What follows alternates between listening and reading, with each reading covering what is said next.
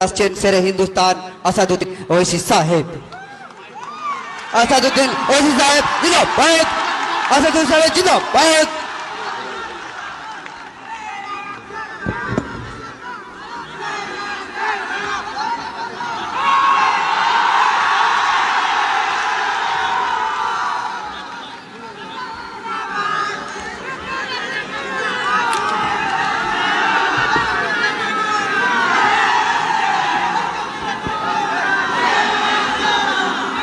औज़ुबिल्लाहि मिनश्शैतानिर्रजीम बिस्मिल्लाहिर्रहमानिर्रहीम अस्सलामु अलैकुम व रहमतुल्लाहि व बरकातुहू। जनाब नूर महबूब आलम साहब, मोअज़्ज़िज़ हाज़रीन इकराम, मेरे तमाम मजलिसी रुफ़क़ा, हाज़रीन इकराम, बुज़ुर्गान मिल्लत, मेरी इज़्ज़तदार और माँ और बहनों, मैं आप तमाम का शुक्रिया अदा करता हूं कि आपने इतनी गर्मी में इस दोपहर के वक्त में आज के इस जलसे में शिरकत की। आपका बेहद शुक्रिया। और मैं आपको ये बात बताने के लिए भी आया हूं कि इंशाअल्लाह ताला मजलिस इत्तेहादुल मुस्लिमीन बंगाल की सरजमीन से अपने सियासी सफर का आगाज कर रही है और हमको यकीन है कि इंशाअल्लाह ताला आप तमाम की दुआएं, आप तमाम का साथ रहेगा। और मैं आपको इस बात का वादा भी कर रहा हूं और तयखुन भी दे रहा हूं कि हम सिर्फ इस एक इलेक्शन के लिए बंगाल को नहीं आए हैं, बल्कि इंशाअल्लाह ताला मैं जब तक जिंदा रहूंगा बंगाल में हम हर इलेक्शन लड़ेंगे, चाहे असेंबली का हो, पार्लियामेंट का हो, जिला परिषद का हो। और मेरे इस दुनिया से चले जाने के बाद भी मुझसे ज्यादा काबिल और बेलोस लोग आकर भी बंगाल में मजलिस इत्तेहादुल मुस्लिमीन के काम को जारी और सारी रखेंगे इंशाअल्लाह। तीसरी अहम बात मैं आपको बताना चाहूंगा कि इस आने वाले असेंबली इलेक्शन में इंशाअल्लाह ताला जलंगी और सागरदगी से मजलिस इत्तेहादुल मुस्लिमीन का उम्मीदवार इस इलेक्शन में लड़ेगा इंशाअल्लाह ताला। और दूसरे मुकामात, दूसरे असेंबली कॉन्स्टिट्यूंसीज के ताल्लुक से इंशाअल्लाह 1-2 दिन के अंदर हम लोग फैसला करके बताएंगे। मगर आप मुतमईन रहिए कि बंगाल की सरजमीन पर जो कोई भी इलेक्शन होगा, MIM पार्टी अपना हरा झंडा लेकर इलेक्शन में जरूर लड़ेगी इंशाअल्लाह ताला। मैं हमारे तमाम बंगाल के मेरे मजलिस इत्तेहादुल मुस्लिमीन के तमाम साथियों को, मेंबर्स को उनका शुक्रिया अदा करता हूं कि बड़ी मुसीबत और मुश्किलात का उनको सामना करना पड़ा। कई मर्तबा उनको झूठे मुकदमों में जेल में डाल दिया गया, 2-2 महीने, 3-3 महीने उनको जेल में रहना पड़ा। मगर मैं उनको सलाम करता हूं कि हुकूमत के जुल्म के बावजूद भी वो आज भी मजलिस इत्तेहादुल मुस्लिमीन का परचम उठाकर फख्र से मजलिस का काम कर रहे हैं। मैं साथ ही साथ बंगाल की इस TMC हुकूमत को बताना चाहूंगा कि आपने मजलिस के मेंबर्स के ऊपर जुल्म किया, झूठे केसेस डाले, उनको 2-2 महीने, 3-3 महीने जेल में रखा। मगर TMC को ये बात महसूस कर लेना चाहिए कि अब तो ये तो हमारी शुरुआत है, अभी तो हमारा स्टार्ट हुआ है और स्टार्ट में ही TMC की नींद हराम हो चुकी है। इंशाअल्लाह ताला यकीनन हमको और आपको मिलकर मेहनत करना है, जुस्तजू करना है और हमको हालात से नाउम्मीद नहीं होना है। मैं साथ ही साथ आपको ये भी बताना चाहूंगा कि मैं जब यहां पर आ रहा था तो मुझे कई लोग फोन के जरिए, ईमेल के जरिए ये बोले कि असदुद्दीन ओवैसी आप मत जाइए, आपके जाने से हालात खराब हो जाएंगे, आप क्यों जाना चाहती हैं, आप मत जाइए। एक बहुत बड़े बिजनेसमैन हैं, उनका कारोबार ऑस्ट्रेलिया में भी है। वो दिल्ली में मेरे से मुलाकात करके बोले कि आप क्या चाहते हैं। मैंने कहा क्या मतलब है आपका, आप क्या चाहते हैं। बोले नहीं, आप इलेक्शन मत लड़िए और बात कर लीजिए। मैंने कहा कि देखिए भाई, अल्लाह का दिया मेरे पास बहुत है, मुझे किसी चीज की जरूरत नहीं है, मगर आप जो नीयत लेकर यहां पर आए हैं, आप वो अल्फाज अपनी जबान से अदा मत करिए। बहुत से लोगों ने बहुत कुछ बातें कही और मेरे आने से पहले ही मुख्यमंत्री ममता बनर्जी ने कह दिया कि ओवैसी एक्सट्रीमिस्ट है। कल मुझे हमारे महबूब आलम वीडियो दिखा रहे थे कि मुख्यमंत्री ममता बनर्जी ने कहा कि असदुद्दीन ओवैसी गद्दार है, गद्दार का साथ मत दो, ये वोट काटने आए हैं, इनको पैसे मिले हैं। मैं बंगाल के मुख्यमंत्री से यह कहना चाहूंगा कि आप जो कुछ कहना चाहते कह लो मेरे को, मुझे इसका कोई फर्क पड़ने वाला नहीं है। हम मुख्यमंत्री साहिबा को यह बताना चाहेंगे कि ममता बनर्जी मेरी इज्जत और जिल्लत का देने वाला अल्लाह है, आप नहीं दे सकते मुझे। आप जो कुछ बोलना चाहते बोलो आप, मैं सुनने तैयार हूं, मगर एक बात आपको याद रखना पड़ेगा कि शायद आपको अपनी जिंदगी में असदुद्दीन ओवैसी जैसे अपोजिशन लीडर का मुकाबला नहीं हुआ होगा अभी तक। हम लड़ेंगे, ये हमारा जमहूरी हक है, डेमोक्रेटिक राइट है, और हम आगे बढ़ेंगे इंशाअल्लाह ताला।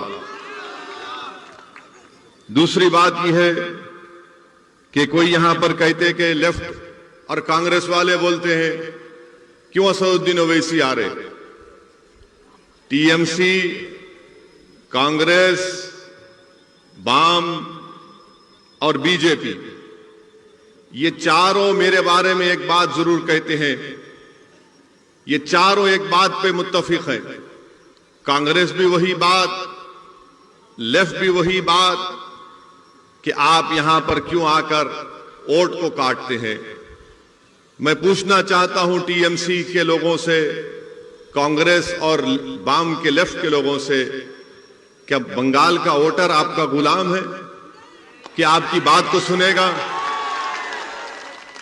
बंगाल का वोटर जिसको चाहे वोट देगा, मुझे देगा या नहीं देगा, मगर आप कब से बोलना शुरू कर दिए कि नहीं आओ। मेरे अजीज दोस्तों, मेरी इज्जतदार मां और बहनों, 70 साल से आप लोगों ने कांग्रेस को वोट दिया, लेफ्ट फ्रंट को वोट दिया, 10 साल आपने टीएमसी को वोट दिया, और इन तीनों पार्टीज ने आपसे वोट लेकर यह कहा कि हम हिंदुत्व को रोकेंगे, हम आपका डेवलपमेंट करेंगे, हम आपसे इंसाफ करेंगे। मगर मैं आपको बता रहा हूं कि बंगाल के दलितों को और खास तौर से मुस्लिम अक़लियत को ना इंसाफ मिला, ना उनका डेवलपमेंट हुआ, ना ये लोग बंगाल में हिंदुत्व की तहजीब को या उसके पॉलिटिकल गलबे को रोक सके। ये इनकी नाकामी की वजह से हिंदुत्व आज बंगाल में आगे बढ़ रहा है। 70 साल से धोखा दिया और आपका वोट हासिल किया। मेरे अजीज दोस्तों और बुजुर्गों, ममता बनर्जी क्या कहती हैं कि मैं मुसलमानों की प्रोटेक्टर हूं।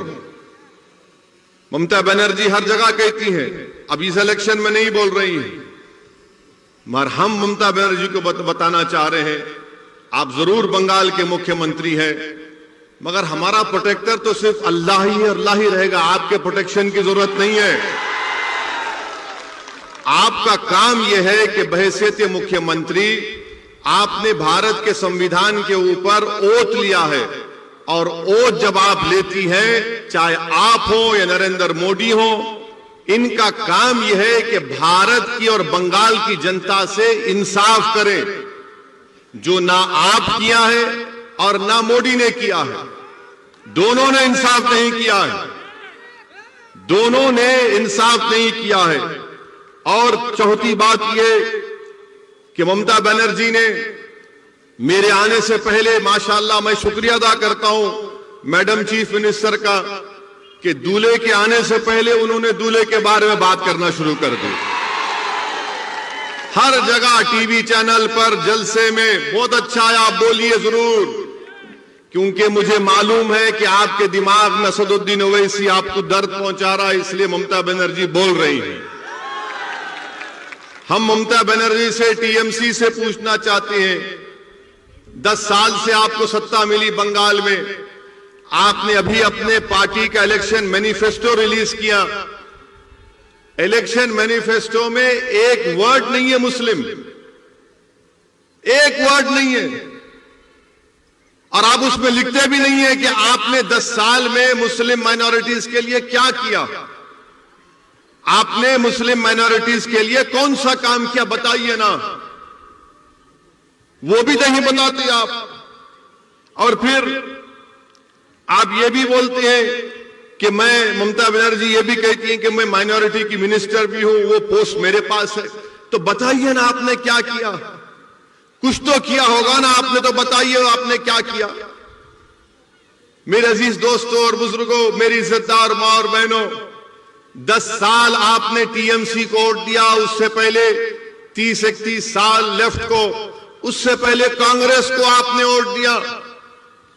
मैं आज आपके सामने सिर्फ कम से कम वक्त में चंद बातें बताकर यहां से रुखसत हो जाऊंगा, क्योंकि अब तो जलसा पहला हुआ है, इंशाल्लाह बहुत होंगे, अब यहां से जलसे होंगे इंशाल्लाह ताला। मैडम चीफ मिनिस्टर कुछ नहीं बता सकती हैं। मैडम चीफ मिनिस्टर क्या दिखाती हैं? मुसलमानों के ईद के दिन आकर सर पे अपने पल्ले सर पे ओढ़ के ऐसा दुआ करते, और आप लोग क्या करते हो? ओ, उससे पेट भरता, उससे नौकरी मिलती, बच्चों को स्कूल मिलता, अस्पताल मिलता, पुलिस से जुल्म का खात्मा होता। मगर ये इनका ड्रामा, सर पे ओढ़ो, हाथ उठाओ, अल्लाहू अकबर, ये नाटक है। ये नाटक कब तक चलता रहेगा? अच्छा, अब आप खुद, मैं आपको बता रहा हूं, मैं ममता बनर्जी से, चीफ मिनिस्टर बंगाल से, ये लेफ्ट फ्रंट के लोगों से, और कांग्रेस, ये लेफ्ट फ्रंट कांग्रेस तो इनका आखिरी इलेक्शन है, इसके बाद खत्म ही हो जाने वाले हैं, नहीं रहने वाले हैं। ये इनसे मैं पूछना चाह रहा हूं, बंगाल में आप ये बताइए कि क्या ये बात सच नहीं है कि बंगाल में 15% मुसलमान बच्चे जिनकी उम्र 6 साल और 14 साल की है, वो स्कूल के बाहर हैं। 6 और 14 साल की उम्र के बच्चे 15% स्कूल के बाहर हैं। क्यों नहीं डाले उनको स्कूल में? आप, मैं रोका था क्या आपको? ठीक है, मैं गद्दार हूं, चलिए मान लिया मैं गद्दार हूं, मैं सब कुछ हूं, मगर आप स्कूल में क्यों नहीं, स्कूल नहीं बनाए? ये गवर्नमेंट का डेटा है, मेरा नहीं है। 6 और 14 साल की उम्र के 15% मुस्लिम बच्चे स्कूल के बाहर हैं। आपको मालूम, यूपी और बिहार के बाद सबसे ज्यादा मुसलमान बच्चे आउट ऑफ स्कूल कहां पर है? बंगाल में।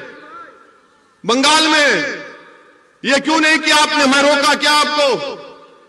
आप स्कूल खोल देते। 30 साल लेफ्ट की हुकूमत, उससे पहले कांग्रेस की हुकूमत, 10 साल से टीएमसी की सरकार, किसने रोका था आपको स्कूल खोलने से? क्या यह बात सच नहीं है कि जितने सेकेंडरी और हायर स्कूल हैं, वो मुर्शिदाबाद में, मालदा में, दिनाजपुर में नहीं है। क्यों नहीं है? क्योंकि यहां पर बड़ी तादाद में मुस्लिम माइनॉरिटी रहती है। कहां पर ये स्कूल ज्यादा है? दार्जिलिंग में है, बंकुरा में है। आप बताइए फिर ये क्यों, आप यहां क्यों नहीं खोलते? आप यहां पर खोलना चाहिए ना, जहां पर जरूरत है। मगर नहीं, ममता बनर्जी बोलेंगे वो ऐसी गद्दार है, लेफ्ट कांग्रेस बोलेंगे बी टीम है। अरे मैं सब कुछ हूं बाबा, तुमने स्कूल क्यों नहीं खोला? इनके पास इसका कोई जवाब नहीं है। अच्छा, आपको मालूम कि मुर्शिदाबाद जिले में 50% स्कूल के बच्चों को मिड डे मील स्कीम नहीं मिलता। अब तो खैर कोविड से स्कूल बंद है, मगर 2019 से क्यों नहीं देते आप मिड डे मील स्कीम? बच्चों को स्कूल में खाना दिया जाता है पूरे भारत में।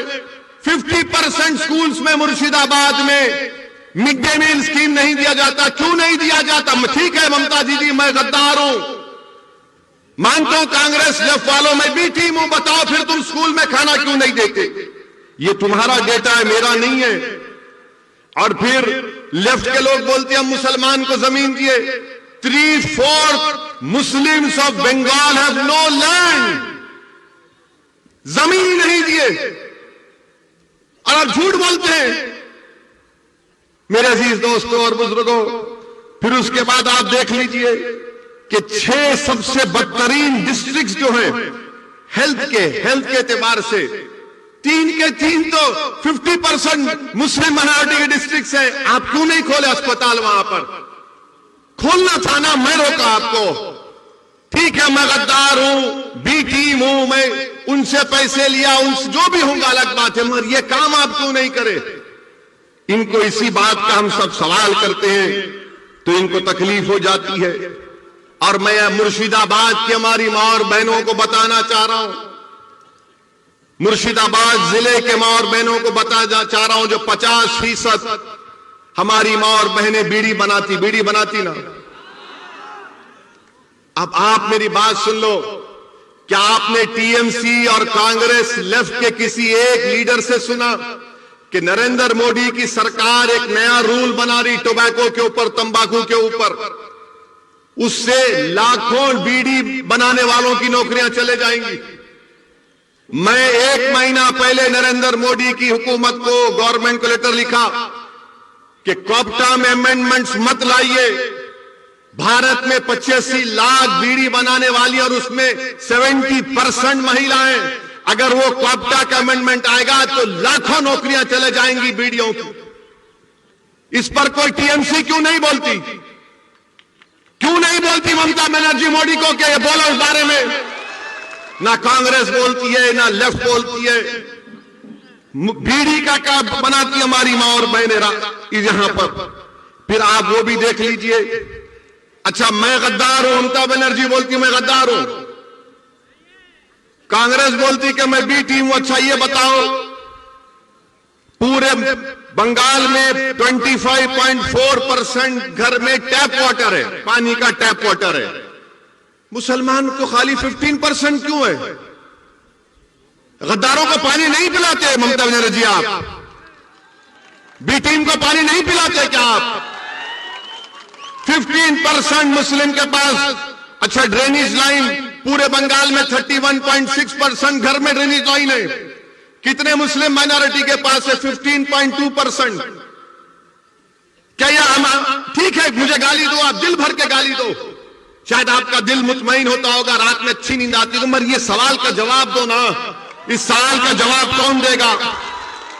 मुर्शिदाबाद में आपको मालूम कि सबसे जहरीला पानी यहां पर मिलता है। मुर्शिदाबाद में आर्सेनिक पानी मिलता है, आर्सेनिक पानी, लाल रंग का पानी मिलता है। और उसमें पानी का क्या है? 3000 पार्ट्स पर बिलियन है। WHO बोलता है कि 300 लिमिट होना चाहिए। मुर्शिदाबाद में 3000 पार्ट्स पर बिलियन आर्सेनिक पानी मिलता है। क्या कर रही टीएमसी? क्या किया लेफ्ट ने? क्या किया कांग्रेस ने? जो मुर्शिदाबाद, मालदा में बरसों से तुम्हारा एमपी, तुम्हारा एमएलए जीत के आ रहा, तुम तो साफ पानी नहीं पिला सकते, आर्सेनिक पानी आप देते हैं।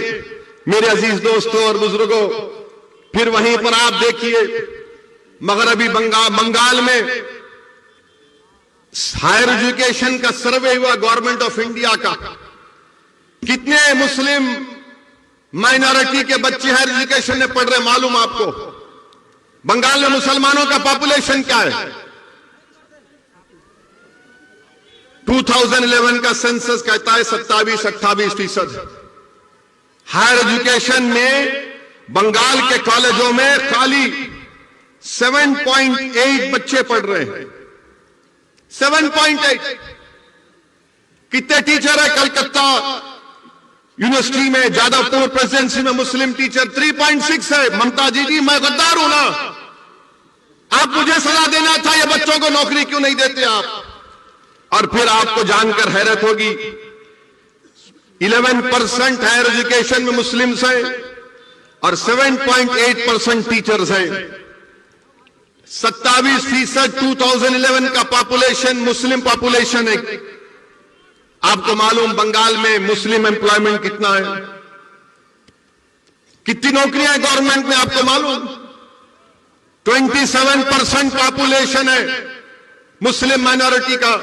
और गवर्नमेंट में ममता बनर्जी हो या कांग्रेस हो, लेफ्ट हो, ओनली 6% मुस्लिम आज एम्प्लॉयमेंट में गवर्नमेंट में। 27% पॉपुलेशन, 6% नौकरी। और तीसरा आ जाइए आप, कितने जेल में है मुसलमान मालूम आपको? कितने जेल में है मुसलमान आपको मालूम? अभी बंगाल के कितने जेल में मालूम तुमको? तुम्हारी आबादी मुस्लिम अकलियत की आबादी 27%, गवर्नमेंट में नौकरी 6%, जेल में कितने मालूम? 38%। थाली मारने का नहीं है, सोचने का है। थाली मत मारो, सोचो मेरी बात को। ममता बनर्जी बोलती मैं गद्दार हूं, कांग्रेस लेफ्ट बोलती मैं बी टीम हूं। ठीक है, मैं मान लेता हूं तुम सच हो, मगर ये क्या है फिर? ये बर्बादी की दास्तान किसने की? ये बर्बाद किसने किया मुझे? तुम तो मेरा वोट लेकर चले गए, तुम तो मेरा वोट ले लिए ना, मगर तुमने क्या दिया मेरे बच्चों को? स्कूल दिया नहीं दिया, कॉलेज में एडमिशन दिया नहीं दिया, तुमने गवर्नमेंट में नौकरी दी नहीं दी, तुमने मैं घर में पानी की लाइन दी नहीं दी, तुमने मुझे पीने का साफ पानी दिया नहीं दिया, तुमने मुझे क्या दिया? तुमने मुझे जेल में डालकर मेरे नौजवानों की जिंदगी को बर्बाद कर दिया। ये पॉइंट है मेरे भाई। इसीलिए असदुद्दीन ओवैसी बंगाल को नहीं आना। मैं आपको सच्चाई से हर चीज बता रहा हूं, आप खुद देख लीजिए। अच्छा, आपको मालूम ये पुलिस के लोग हैं? कितने मुस्लिम सब इंस्पेक्टर है बंगाल में मालूम? कितना तुम्हारा पॉपुलेशन है? 28% पॉपुलेशन है ना। ममता बनर्जी बोलती है ओवैसी गद्दार, कांग्रेस लेफ्ट बोलती है ओवैसी बी टीम। पूरे बंगाल में खाली 7% मुस्लिम सब इंस्पेक्टर्स हैं। 7%, 7%, जिसको सार्जेंट बोलते हैं, इंस्पेक्टर बोलते हैं। कितने मालूम आपको? 2%। 2% है खाली। मेरे भाई ये क्या हो रहा है? अच्छा, सोने पे सुहागा ये कि बंगाल की असेंबली में 294 असेंबली सीट्स में 59 कितने साबिर 59 है मुस्लिम एमएलए, 59 मुस्लिम है, जिसमें से ममता बनर्जी के 32 हैं। आप बोलेंगे ओ इसी तो 59 है। मेरे भाई 59 की अहमियत नहीं है। अगर मजलिस के 4 जीत के गए तो ममता बनर्जी को काम करना पड़ेगा। ये 59 से कुछ नहीं हुआ। क्या किया वो लोग? तो खाली गूंगे बन के बैठे रहे बंगाल के असेंबली में, कुछ बोल नहीं सके, पूछे नहीं कि क्यों ये नाइंसाफी हो रही है। और फिर टीएमसी हमसे बोलती कि हम गद्दार हैं। मैं ममता बनर्जी आपको याद दिला रहा हूं, यहां के जलसे से मैं ममता बनर्जी को याद दिला रहा हूं कि ममता बनर्जी 30 अप्रैल 2002, ये मैं जो कुछ कह रहा हूं ना, मैं चैलेंज कर रहा हूं। अगर इसमें से एक वर्ड भी गलत है तो मेरे को चैलेंज कर रहा हूं, बैठ के डिबेट करेंगे टीवी के सामने, आ जाओ। 30 अप्रैल 2002 को लोकसभा में डिबेट हुआ गुजरात के फसादात के लिए, जब मेरे वालिद सालारे मिल्लत अलैहिर्रहमा एमपी थे सुल्तान सलाहुद्दीन ओवैसी। लोकसभा में सबने उस मोशन के खिलाफ वोट किया। ममता बनर्जी, आपने तो मोदी का साथ दिया था 30 अप्रैल 2002 को, और मैं गद्दार हूं, मैं गद्दार हूं। अगर टीएमसी के लोग यहां पर हैं तो जाके तुम्हारी दीदी को सुनाओ। 15 सितंबर 2003 टाइम्स ऑफ इंडिया अखबार की रिपोर्ट है। क्या तारीख? 15 सितंबर 2003। ममता बनर्जी क्या कहती है उसमें? ममता बनर्जी आरएसएस के लोगों से मिलती है और मिलके बोलती है कि आरएसएस के लोग देश प्रेमी है, देश प्रेमी है। और ममता बनर्जी बोलती है उनको कि अगर तुम 1% मेरा साथ दिए तो मैं बंगाल की पूरे मुकद्दर को चेंज कर दूंगी। ममता बनर्जी, तुमने तो 2003 में आरएसएस से हाथ मिला लिया था और आज तुम असदुद्दीन ओवैसी को गद्दार कहती हो। क्या बात है ये? 2003 का 15 सितंबर 2003 का। अच्छा, फिर ममता बनर्जी 2019 का पार्लियामेंट इलेक्शन हुआ। पार्लियामेंट के चुनाव में आप बताइए कि आपने बीजेपी को वोट दिया? कितनों ने बीजेपी को वोट नहीं दिया? हाथ उठाओ। शर्माओ नहीं, शर्माओ नहीं, डरना नहीं। कितने टीएमसी को वोट दिया? डरो ना भाई, उठाओ, कोई बात नहीं। अच्छा, 18 बीजेपी कैसा जीत गई? 18 बीजेपी कैसा जीत गई बंगाल से? मैं तो नहीं था ना, गद्दार तो नहीं था, बी टीम भी नहीं थी, तो बीजेपी मोदी 18 कैसे जीत गया? टीएमसी का ममता का वोटर मोदी के गोद में बैठ के चाय पी रहा है। और ममता बनर्जी, टीएमसी, लेफ्ट, कांग्रेस हमको गद्दार, बी टीम, क्या क्या गाली देते थे। अच्छा, फिर रिजल्ट आया तो ममता बनर्जी ने क्या कहा था? मीडिया ने जाकर ममता बनर्जी से क्या पूछा? ए दीदी, बीजेपी इतना जीत गई, क्या मुस्लिम की वजह से हुआ? मीडिया को भी शौक खाली मुसलमान से है। तो ममता बनर्जी ने क्या कहा कि हां, गाय दूध देती है तो कभी गाय लात भी मारती है। कहा था ना, कहा था ना। मेरे को एक जवाब दो, तुम इंसान हो, तुम गाय हो? अगर कोई बंगाल का मुसलमान है, वो इंसान है या गाय है? तुम इंसान हो या गाय हो? जोर से बोलो, तुम इंसान हो या गाय हो? तुम 2 टांग के हो या 4 टांग के हो? तो किसने अख्तियार दिया मुख्यमंत्री को कहने के लिए कि हम 4 टांग की गाय है? किसने दिया, बताओ। अच्छा, फिर मुख्यमंत्री ने क्या कहा? गाय दूध देती है तो हम ले लेते हैं, लात मारती तो कबूल कर लेते हैं। ममता बनर्जी, हम गाय नहीं है, इंसान है, और इंसान को नौकरी की जरूरत है, इंसान को पानी की जरूरत है, इंसान को घर की जरूरत है, इंसान को नौकरी की जरूरत है, इंसान को स्कूल की जरूरत है, इंसान को कॉलेज की जरूरत है। मगर दीदी, आपने क्या किया? आपने तो दूध भी पी लिया, मलाई भी खा ली, मिष्टी दोई भी खा लिए। अब हमारे पास कुछ नहीं बचा है। मैं आपको गाय के रूप में नहीं देखता, मैं आपको इंसान के रूप में देखता हूं। मजलिस इत्तेहादुल मुस्लिमीन तुमको भारत का बावकार इंसान के तौर पर देखती है। मैं तुम्हारे से दूध लेने नहीं आया हूं, मैं तुम्हारा हक दिलाने के लिए आया हूं यहां पर। मैं तुम्हारे को भारत के संविधान में जो आपका जायज मुकाम है उसको दिलाने के लिए आया हूं। मैं इंसान को इंसान के रूप में उसकी इज्जत बहाल करने के लिए आया हूं। टीएमसी आपको जानवर की तरह देखती और असदुद्दीन ओवैसी आपको इंसान के तौर पर देखता है।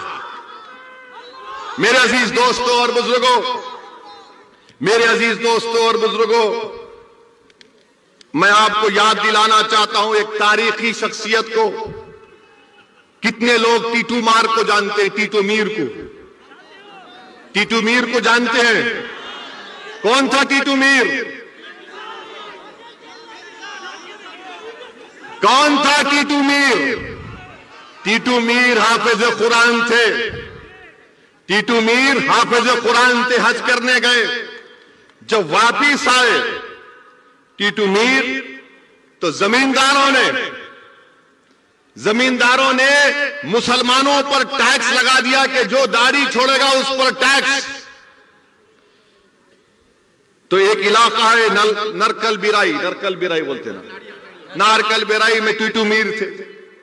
तो टीटू मीर ने कहा कि हम जमींदारों को दाढ़ी छोड़ने पर टैक्स नहीं देंगे। तो टीटू मीर ने एक किला बनाया जिसको बंसर कला बोलते हैं, बंसर कल्ला बोलते हैं। टीटू मीर ने बनाया और टीटू मीर ने उन जमींदारों और अंग्रेजों के खिलाफ जिहाद किया था ना।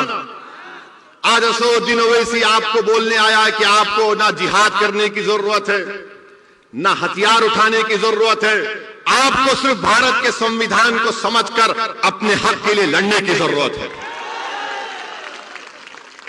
उस जमाने में जमींदार थे और अंग्रेज थे, वो तो जमींदार अंग्रेज चले गए, अब नए जमींदार आ गए। एक जमींदार टीएमसी, एक जमींदार मोदी, एक जमींदार कांग्रेस, एक जमींदार लेफ्ट। ये जमींदार बन चुके हैं और हम पर टैक्स लगा रहे हैं। मेरे अजीज दोस्तों और बुजुर्गों, बताइए आप, अगर आप नहीं लड़ेंगे अपने हक के लिए तो क्या कोई आसमान से आएगा या जमीन से निकलेगा?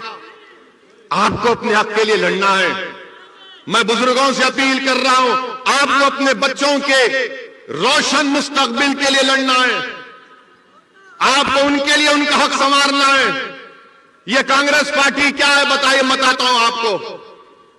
यह कांग्रेस पार्टी जब बाबरी मस्जिद का फैसला आया तो कांग्रेस पार्टी इसका वेलकम किया। कौन उसके बारे में कहा? किसने कहा कि supreme court is supreme but not infallible? उसका नाम असदुद्दीन ओवैसी था। ममता बनर्जी, पूछो उनसे टीएमसी से कि राम मंदिर का जजमेंट आया, उसके बारे में आपकी क्या राय है? तो बोलेंगे, नाराज हो जाएंगे वो लोग, मान खामोश बैठो।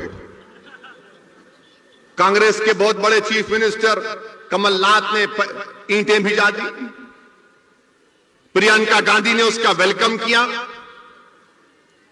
यह कांग्रेस पार्टी है जो आपके वोटों से मुर्शिदाबाद, मालदा में बरसों से हुकूमत करती आ रही है और कुछ नहीं किया। यहां पर ट्रिपल तलाक का बिल पार्लियामेंट में आया तो कौन उसके खिलाफ बोला? आपने देखा होगा ना, किसने बोला ट्रिपल तलाक के खिलाफ? जब ट्रिपल तलाक का बिल पार्लियामेंट में मैंने वोटिंग का मुतालबा किया तो पूछो टीएमसी से, टीएमसी ने वॉकआउट कर दिया। वोट क्यों नहीं डाला? वोट क्यों नहीं डाला? वॉकआउट किया। वोट डालना था, बताना था मोदी को कि तुम्हारे खिलाफ वोट दे रहे हैं। हम खाली 2 एमपी हैं लोकसभा में, मगर मोदी के 300 एमपी के सामने उसके खिलाफ बोलते और वोट भी डालते उसके खिलाफ। ममता बनर्जी का एक चेहरा लोकसभा में, एक चेहरा बंगाल में, एक चेहरा लोकसभा में। उनके एमपी बड़ी बड़ी अच्छी अंग्रेजी में बड़ी बड़ी तकरीर कर लेते हैं, मगर सिटीजन अमेंडमेंट बिल आया तो 8 एमपी नहीं थे, 8 एमपी नहीं थे। किसने सारी दुनिया के सामने बता दिया कि CAA का कानून भारत के संविधान के खिलाफ है? और मैंने सारी दुनिया के सामने मोदी के और उसके 300 एमपी के सामने उस कानून को फाड़ कर बता दिया काला कानून है। क्या कांग्रेस ने किया? क्या टीएमसी ने किया? लेफ्ट तो कहीं है ही नहीं बेचारे। ये कांग्रेस और लेफ्ट तो वो मेडिकल शॉप में जब जाते हैं दवा लेने के लिए तो दवा के नीचे ऊपर लिखा होता कि कब बनी, date of manufacture, date of expiry. ये कांग्रेस लेफ्ट का डेट ऑफ एक्सपायरी हो चुका है। इनसे अब कुछ नहीं होगा, इनसे कुछ नहीं होगा अब कांग्रेस और लेफ्ट फ्रंट से। ये लेफ्ट के लोग बर्बाद कर दिए पूरे बंगाल के मुस्लिम अकलियतों को। अगर आज बंगाल में मुसलमान परेशान हैं तो लेफ्ट की वजह से इन्होंने बर्बाद कर दिया हर चीज। कुछ नहीं किया, कुछ नहीं किया। सिर्फ कार्ल मार्क्स, लेनिन क्या क्या बातें की। इनकलाब आएगा, इनकलाब, अरे कहे का इनकलाब, मेरा घर बर्बाद हो गया, मेरे बच्चे को नौकरी नहीं मिली, मेरे घर में चिराग नहीं है और तुम इनकलाब की बातें करते हो।